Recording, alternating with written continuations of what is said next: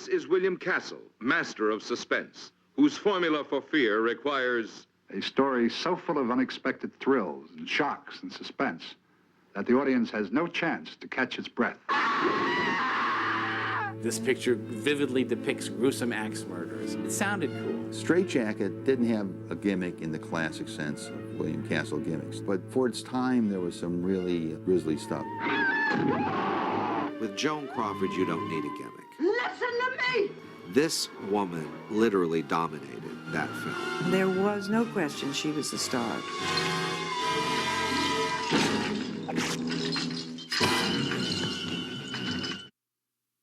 Strait-Jacket was made after Whatever Happened to Baby Jane, which was the first of what eventually became known as the hag movies, which were these former leading ladies who had gotten kind of old and haggard looking and came back to do horror pictures. Whatever Happened to Baby Jane with Bette Davis and Joan Crawford had been such an enormous success. It became a genre unto itself.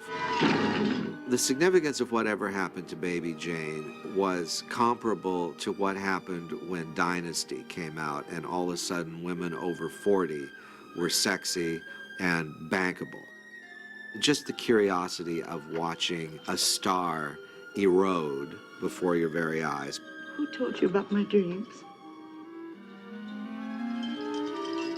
Who told you about my nightmares? William Castle saw Baby Jane over 17 times. The trauma it left him with was this overwhelming desire to make an A picture with the writer of Psycho and one of the stars of Baby Jane. This was his dream, and he actually made it happen. This is Robert Bloch, creator of Psycho, who conceives his stories of shock and suspense by thinking like a murderer. Robert was told to create a vehicle for an aging star in which she is an axe murderess. Joan Blondell was originally to have played this character in Strait-Jacket, but Joan Blondell had an accident. She went through a glass window and had 60 stitches or something and couldn't work. This is Joan Crawford, Academy Award winner and one of the most popular film personalities in the world. William Castle meets Joan Crawford at a party and just falls at her feet and tells her, "I have a script for you. It is completely for you." And she says, "I'm listening." He said, "Okay, you're this woman who's in her 50s. And she goes, no, it's a woman in her 40s. She had a violent streak in her acting. So to play an axe murderess isn't much of a drive. Extra! Extra! Read all about it! Love Slayer, insane! I think that what Joan realized in making Baby Jane is that the more monstrous things you did, the more likely you were to get more work.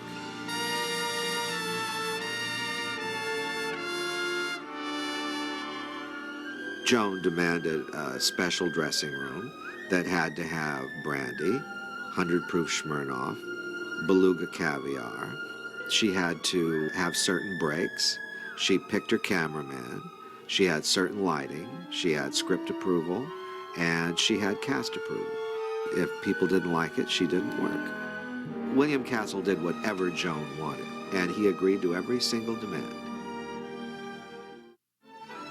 Diane Baker's character was originally played by a younger, more voluptuous, more sexual kind of actress. It wasn't working out. Her timing was off. She wasn't getting it. She wasn't seeing eye to eye, or she wasn't working the way Crawford wanted to work. Joan just went over to Castle and said, "This woman won't do." Joan just walked away, and Diane Baker was chosen. Running away won't solve anything, I know. I've been running away all my life. Diane Baker had appeared with Joan Crawford in Jean Negulesco's The Best of Everything. I don't know who it was that brought my name up, but one of either Bill Castle or Joan Crawford had to be. Mother, what do you think? You looked wonderful. I did feel that Joan was kind to me, and I did feel that she was supportive of me, and she wanted me to do well. Hello? And the next thing I know, I'm getting a call. They're sending you the script, but you have to say yes, you have to start tomorrow. I was brought in fast. It was like somebody wanted me there yesterday. Bill Castle was the person to first greet me. I'm William Castle. And he was adorable. This huge, wonderful, big guy, warm, friendly. You know, when you look at horror movies, they're usually done by the most adorable people. So that's how it remained all the way through the shoot, is he was so friendly. This is Joan Crawford. For shocking suspense, I urge you to see Strait-Jacket. We'd all heard of her, naturally. Everybody knew who Joan Crawford was. And it was a kind of exciting around the whole set. Bill just called from the station. They'll be here in a few minutes. She had the limousine that was huge, and it was in the distance, so you watched this huge limousine going around and around and around, and we're all made up and ready on the set waiting, and Crawford arrives. So, I mean, there was an entrance. How do you like it? She had her own makeup person, her own hair. You look lovely. We knew that she had arrived because the set was freezing. No sense going inside. It's just a big old deep freeze. Every set Joan Crawford worked on, they had a freezing set. It was like zero. It was really to keep her skin tight and to keep her looking young and to make her makeup stay. We saw the cases of Pepsi-Cola now that were all around freezing. Joan Crawford became the spokesperson for Pepsi-Cola when she married its acting president, Alfred Steele.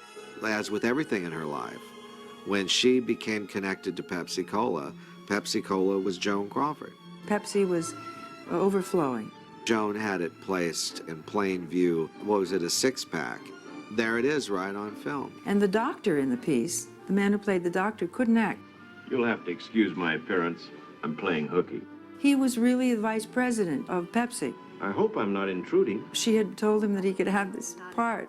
What about your daughter? And so we had problems because he couldn't say his lines. The board recommended your mother's release. I don't know how it worked, but he was made happy. We should mention, Strait-Jacket may well be Lee Major's first feature. So that alone makes it unique, I think. Then we have George Kennedy. George Kennedy plays a very kind of unsympathetic farmhand. Your mother's a loony, ain't she? Who gets his head dislocated from his body, courtesy of Miss Crawford. When you see those heads that look so fake and they're chopped off. Huge heads that were done that were sitting in makeup every morning when we came in. And they're lying there and they're shot. And then there's clip, clip. Even Hitchcock didn't let them look fake.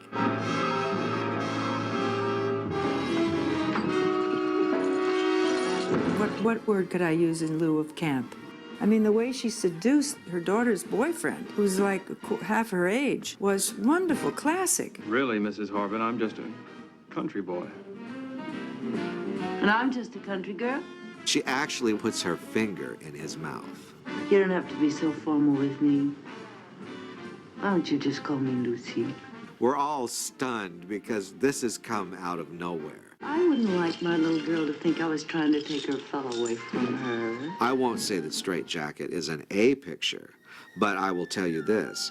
Joan Crawford gives an A performance. If the public perceives it as a Strait-Jacket was a B movie or a horror movie, whether it's Strait-Jacket or Mildred Pierce, it didn't matter. She gave her best. Joan Crawford is reliving the last 11 pictures from 1951 to the present, where she is a woman in her 60s, being a woman thinking she's 40, and because she's Joan Crawford, you believe it. When I look in the mirror, it's hard for me to believe that 20 years have passed. And I thought she was using lots of stuff in her private life to get out. I was cheated. But she's not going to be. Not my girl, not Carol. I read into it so many things like her children, and I thought of her wanting to have a real life with family. How she must have hated me all those years. It's a tribute to Joan Crawford's talent that she's able to bring a certain amount of pathos to her character. There's a bust that is presented in the film as one that was sculpted by Joan's daughter. You made this? It was a bust that was done of Joan in the 1930s when she was a contract star at MGM. It was very moving because she was really using herself, seeing herself as a beautiful young woman. If her performance were in any other kind of a film, she would have probably gotten an Oscar nomination. Bill treated her with kid gloves because she did try a couple of times to supersede his direction. That scene at the end when she pulls the mask off my face, I was to be the one that it ended on, going nuts. I hate you, I love you, I hate you, I hate you, I hate you. No, I didn't mean When it happened, Crawford was on the set and she watched it. Oh my God. If we leave it at this is too big an ending and I'm not in it. She's now crying, holding on to a pillar on the other side of the front door. I thought, wait a minute, that's not in the script. I don't know what's going on here. Oh, I get it. I've got to be smart enough to understand she did not want to leave me with that scene. She was Joan Crawford, the star, and that's how she wanted everybody to see her. One of the things she constantly said to me was, you never go to the market even unless you're dressed the best you can possibly dress. She wanted to be the lady, and she was wanting to be royalty with almost a tiara type look with the jewels. I am sure that she felt she owed all of this to her public. You got the idea that the public wanted to see you as a movie star, and once you were there, you owed it to those people out there to be your best. Joan Crawford did personal appearances for Strait-Jacket, you know. It must have been great fun for her to go everywhere around the country. People, I gather, were screaming and yelling, and there were huge audiences that showed up. Can you imagine what it meant for Joan Crawford to have this resurgence in her career, to have the audience being so excited about her? What would you do? You'd just go out and be Joan Crawford, gracious to everybody that you met. And I think it would be thrilling. That little section of time that she was able to pull that off at her age was enough time to keep that audience that's always been there for her alive. And I'm sure she loved it. I just don't understand how she allowed that strong outward personality, allowed the fragility, the vulnerability, the fear to overcome her near the end. It seems to me that even while we were doing Strait-Jacket, that she was also having her drinks before everyone went home. That can cause you to do a lot of things. You don't handle things well. Let me alone! It is ironic that at the last part of her life that she allowed herself to not be her best. We mustn't forget that there's a dark side to every great person. We have to remember that we cannot expect everybody to be perfect. For Castle, it was his crowning moment of having a well-known writer, a great star, and a smash hit. See you later. I think, though, it will be regarded by film buffs mainly for its camp aspects. How do you spend your time? Knitting. I don't think we actually take them seriously today. Well, just remember, we're going to a party, not a funeral.